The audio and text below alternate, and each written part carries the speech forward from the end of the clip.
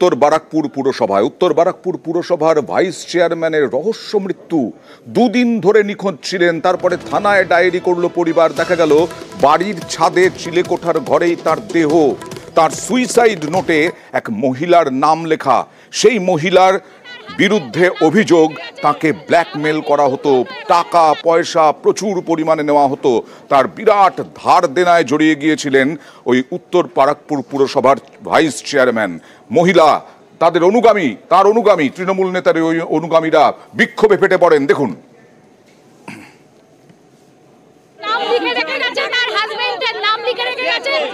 আমার মৃত্যুর জন্য একমাত্র তারা দায়ী। দাদা চিঠিতে পরিষ্কারভাবে লিখে গেছে, সব চিঠিতে লেখা আছে দাদাকে ব্ল্যাকমেল করেছে, শাস্তি পাক, দাদার আত্মা সংযম দাদা লিখে গেছে, ফোন করতে ব্ল্যাকমেল করে টাকা নিত। কাল সকাল 5টা থেকে ওকে পাওয়া যাচ্ছিল না, এটা আমি শুনেছি বেলা 11টায়। যে বাড়িটা ভাড়া থাকে তার ছাদে ও হ্যাং হয়েছে। পরশুদিন আমার মিটিং ছিল, সিআইসি মিটিং ছিল, 2 ঘন্টা ছিল আমার সঙ্গে। পোস্টমর্টম রিপোর্ট বলবে কি কারণে মৃত্যু। আমার দীর্ঘদিনের কলিগ, আমার প্রায় সমবয়সী আমরা।